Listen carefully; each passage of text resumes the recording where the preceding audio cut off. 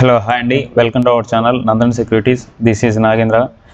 ఈ వీడియోలో ఏంటంటే గత 1 వీక్గా నేను ఏదైతే ట్రేడింగ్ పొజిషన్స్ తీసుకున్నానో వాటి వెనక ఉన్న లాజిక్ ఏంటి, నేను తీసుకున్న ట్రేడ్ పొజిషన్స్ అండ్ స్టాక్స్లో ఎంట్రీ కూడా తీసుకున్నాను కదా, వాటి యొక్క ట్రేడ్స్ యొక్క లాజిక్ ఏంటిది, వాటి యొక్క స్ట్రాటజీస్ కూడా నేనైతే ఈ వీడియోలో అయితే మీకైతే చెప్పడం జరుగుతుందండి. ఈ వీడియోని లాస్ట్ వరకు చూడండి, మీకు ఎంతో కొంత యూజ్ఫుల్ అవుతుంది మీ యొక్క ట్రేడింగ్ జర్నీకి.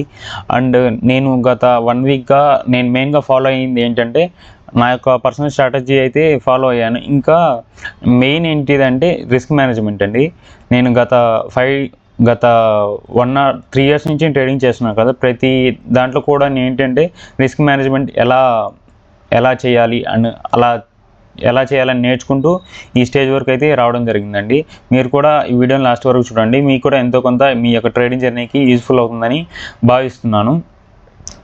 ఇక నేను ఈ వీక్లో ఫస్ట్ వీక్లో నేను తీసుకున్న ఫస్ట్ ట్రేడ్ వచ్చేసి నేను స్టాక్లో ట్రేడ్ తీసుకున్నానండి. ఆ స్టాక్ వచ్చేసి BSE అండి. దీని గురించి మీకు వీడియో కూడా స్టార్ట్ చేయడం జరిగింది. చూడండి, దీంట్లో ఏంటంటే నేను నిఫ్టీలో ఉన్న 200 స్టాక్స్ని తీసుకుని వాటిలో మంచి మూమెంట్ ఉన్న స్టాక్స్ని ఫైండ్ చేసి నా పర్సనల్గా నేను దీంట్లో అయితే ఎంట్రీ తీసుకోవడం జరిగింది. దీంట్లో నాకు వచ్చేసి 1000 వరకు ప్రాఫిట్ అయితే రావడం జరిగింది. ఫస్ట్ నేను మండే వచ్చేసి స్టాక్లో ట్రేడ్ చేశాను. నేను తీసుకున్న సెకండ్ ట్రేడ్ వచ్చేసి నిఫ్టీలోనే తీసుకున్నాను. అది కూడా నేను సెప్టెంబర్ 1 తీసుకున్నాను. ఈ లెవెల్లో తీసుకున్నాను, కానీ అదేంటంటే ఏదో some glitches or other issues వల్ల ఇది నాకేంటంటే కాస్ట్ టు కాస్ట్ అనేది అవ్వడం జరిగింది. చూడవచ్చు, మీకు ఆ రోజు నాకు ట్రేడింగ్ పొజిషన్ తీసుకున్నాను. ఆ రోజు నాకు 620 వరకు అయితే ప్రాఫిట్ రావడం జరిగింది. ఒక దాంట్లో ప్రాఫిట్ వచ్చింది, ఇంకోటి ఏంటంటే కాస్ట్ టు కాస్ట్ రావడం వల్ల ఇంతకీ ఎండ్ ఆఫ్ ద డే వచ్చేసరికి నేను ప్రాఫిటబుల్గానే ఉన్నాను.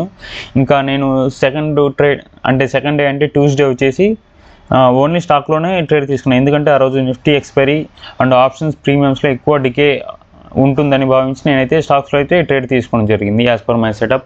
ఆ రోజు నేను ఏంటంటే ఈ లెవెల్లో అయితే పర్చేజ్ చేయడం జరిగింది.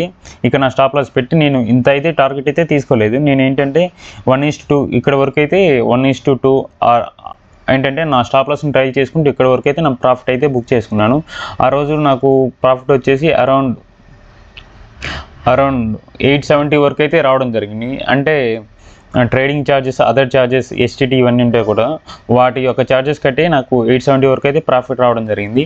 నేను ఈ ట్రేడింగ్కి కానీ నేను యూజ్ చేసిన క్యాపిటల్ వచ్చేసి ఓన్లీ 20K మాత్రమే యూజ్ చేశాను. ఎందుకంటే మనం ట్రేడింగ్ అనేది అంటే చాలా రిస్కీ, చాలా వోలటైల్గా ఉంటుంది కాబట్టి ఓన్లీ ఎక్స్పీరియన్స్ ట్రేడర్స్ మాత్రమే దాన్ని హ్యాండిల్ చేస్తారని నేనైతే అనుకుంటున్నాను.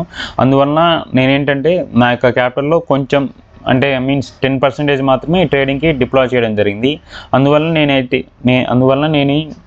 నేను చాలా కూల్గా గుడ్ మైండ్ సెట్తో ఈ ట్రేడ్స్ని అయితే ఎగ్జిక్యూట్ చేయడం జరుగుతుంది. మీరు కూడా ఏంటంటే మీ యొక్క ఉన్న క్యాపిటల్లో టోటల్ అమౌంట్తో ట్రేడింగ్ చేయకుండా some of the percentage like 10% or 20% deploy చేసి ట్రేడింగ్ చేసి మీరు కూడా పీస్ఫుల్గా ట్రేడింగ్ చేయగలుగుతారు. అదే మన మార్కెట్లో సస్టైన్ అవ్వడానికి యూస్ఫుల్ అవుతుందండి. నెక్స్ట్ వచ్చేసి నేను తీసుకున్న అంటే వెన్స్డే నేను ఏ ట్రేడింగ్ పొజిషన్ తీసుకున్నానంటే ఆ రోజు నేను నిఫ్టీలో ట్రేడ్స్ తీసుకున్నానండి. ఆ రోజు చూపిస్తాను.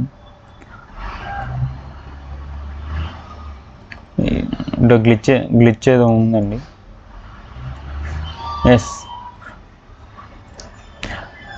ఆ రోజు నేను వెన్స్డే వచ్చేసి నేను నిఫ్టీలో పొజిషన్ తీసుకున్నాను. ఇక్కడ ఈ రేంజ్ అనేది బ్రేక్అవుట్ అయింది. ఇక్కడైతే నిఫ్టీ అనే మూమెంటం వస్తుందని నేనైతే భావించి నేను ఇక్కడైతే ట్రేడ్ తీసుకున్నాను. ఈ ట్రేడ్లో నాకు 1K వరకు అయితే ప్రాఫిట్ రావడం జరిగింది. చూడొచ్చు, ఇది నా యొక్క ఆ రోజు ట్రేడింగ్ పొజిషన్ కూడా చూపిస్తాను. వెన్స్డే అండి, ఆ రోజు చూడొచ్చు, థర్డ్ వెన్స్డే. ఆ రోజు నాకు 1.25K వరకు ప్రాఫిట్ వచ్చింది.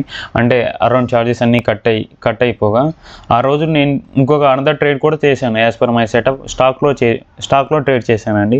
ఆ స్టాక్ వచ్చేసి ముత్తూట్ ఫైనాన్స్ అండి. చూడొచ్చు. ఆ రోజు కూడా ఈ స్టాక్ అనేది నేను నిఫ్టీ 200 స్టాక్స్లోనే ఫైండ్ చేశాను. ఆ ఫైండ్ చేసి ఇక్కడైతే ఎంట్రీ తీసుకొని ఈ లెవెల్ అయితే ప్రాఫిట్ అయితే బుక్ చేసుకున్నాను. కానీ ఏంటంటే నా యొక్క స్టాప్ లాస్ అనేది సమ్ గ్లిచెస్ వల్ల ట్రిగ్గర్ అయింది. అందువల్ల దీంట్లో ఏంటంటే కొంచెం మొత్తం profit or cost to cost మాత్రమే వచ్చినట్టుంది. ఇదండి నా యొక్క వెన్స్డే అంటే థర్డ్ సెప్టెంబర్ నాకు వచ్చిన ప్రాఫిట్ అండి. నేను చేసిన ట్రేడ్స్ వచ్చేసి ఇంకా నెక్స్ట్ ట్రేడ్స్ వచ్చేసి థర్స్డే అండి. ఆ థర్స్డే కూడా నాకు 960 వరకు ప్రాఫిట్ వచ్చింది. థర్స్డే నేను ఓన్లీ 1 ట్రేడ్ మాత్రమే చేశానండి. చూపిస్తాను. థర్స్డే కూడా సిమిలర్గానే నేను ఇక్కడ యూజ్ చేసిన స్ట్రాటజీని ఇక్కడ కూడా యూజ్ చేయడం జరిగింది. ఇక్కడ ఏ విధంగా అయితే వీ షేప్ రికవరీ వస్తుందని భావించి నేను ట్రేడ్ తీసుకున్నాను, ఇక్కడ కూడా వీ షేప్ రికవరీ వస్తుందని నేను ఇక్కడైతే ట్రేడ్ తీసుకున్నాను. ఇక్కడ ఏంటంటే పర్టికులర్గా స్టాప్ లాస్ అని టార్గెట్ పెట్టాను. నా యొక్క స్టాప్ లాస్ వచ్చేసి 15 పాయింట్స్, టార్గెట్ వచ్చేసి 25 పాయింట్స్ 30 పాయింట్స్ పెట్టాను. అందువల్ల నాకు ఆ రోజు ప్రాఫిట్ అయితే రావడం జరిగింది. ఆ రోజు నేను ఓన్లీ 1 ట్రేడ్ మాత్రమే చేశాను. ఎందుకంటే నా యొక్క క్యాపిటల్ వచ్చేసి 20K కదా, దాని మీద నేను 5 or 10% రిటర్న్ వస్తే నేను ఆ రోజుకి 10 per day ఆ రోజు నా యొక్క ట్రేడ్స్ అనేది కంప్లీట్ చేశాను. మోస్ట్లీ నా యొక్క ట్రేడ్స్ వచ్చేసి 9:30 or 9:20 to 11 లోపు మాత్రమే క్లోజ్ చేశాను. ఎందుకంటే ఆఫ్టర్ దట్ మూమెంటం ఉన్నా కానీ అంటే స్లోగా ఉంటుందని నేనైతే అనుకుంటాను. అందువల్ల నా యొక్క ట్రేడ్స్ వచ్చేసి బిఫోర్ ద 11 కంప్లీట్ చేస్తాను. అది స్టాక్స్లో అయినా కానీ ఇండైసెస్లో అయినా కానీ. ఆ రోజు నేను ఓన్లీ 1 ట్రేడే చేశాను. ఎందుకంటే ఆ రోజు నేను అనుకున్న ప్రాఫిట్ అయితే వచ్చేసింది. అందువల్ల 1 ట్రేడే చేశాను. ఇంకా నేను ఫర్దర్గా అంటే మీన్స్ నిన్న తీసుకున్న ట్రేడ్స్ వచ్చేసి రెండు స్టాక్స్లోనే తీసుకున్నానండి. ఎందుకంటే ఒక్క నిమిషం.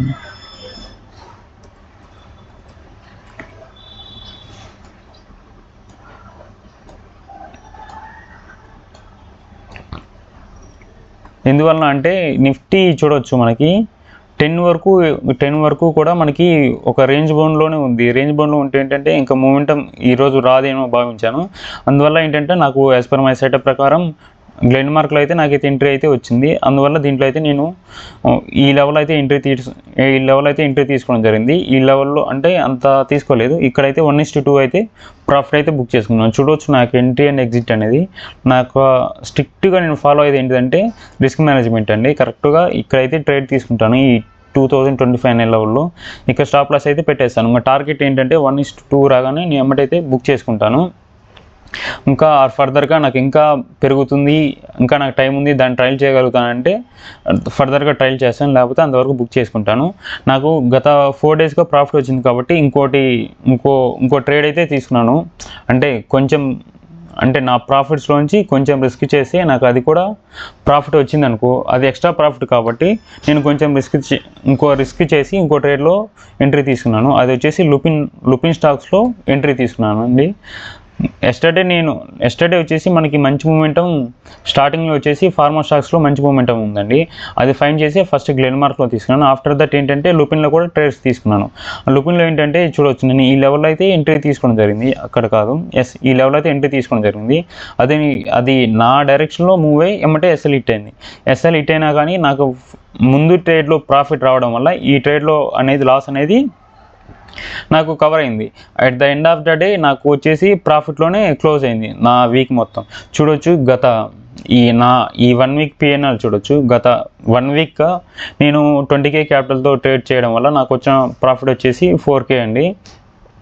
ఇది నా యొక్క ఇట్ మీన్స్ నా యొక్క ట్రేడింగ్ కెరీర్లో బెస్ట్ వీక్ అనుకోవచ్చు. ఎందుకంటే వరుసగా 5 డేస్ అనేది ఇప్పుడు నా యొక్క విన్నింగ్ స్ట్రీక్లో లేదండి. నేను ఆగస్ట్ మంత్లో కూడా ఎక్కువగా ట్రేడ్స్ చేయలేదు. గత 4 monthsలో నేను యాక్టివ్గా ట్రేడింగ్ అయితే చేయలేదు. ఇప్పుడు ఏంటంటే ఇంకా ఫర్దర్గా దీని మీద కాన్సన్ట్రేషన్ చేస్తున్నాను, ట్రేడింగ్ మీద. ఫర్దర్గా ఇంకా నెక్స్ట్ వీక్ ఎలా ఉంటుందో చూడాలి.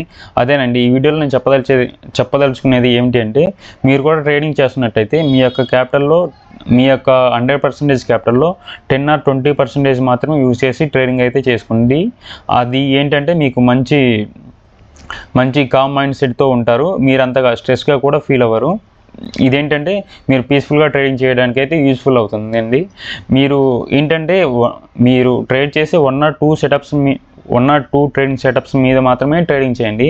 ఎక్కువ స్ట్రాటజీస్ మీద వర్క్ చేసి టైం వేస్ట్ అయితే చేసుకోమాకండి. ఏదైనా 1 స్ట్రాటజీ తీసుకోండి, దాని మీదే ప్రాక్టీస్ చేయండి, మీరైతే ప్రాఫిటబుల్ అవుతారు. దట్స్ ఇట్ అండి. ఇదే అండి ఈ వీడియో మీకు హెల్ప్ అయిందని అయితే అనుకుంటున్నాను.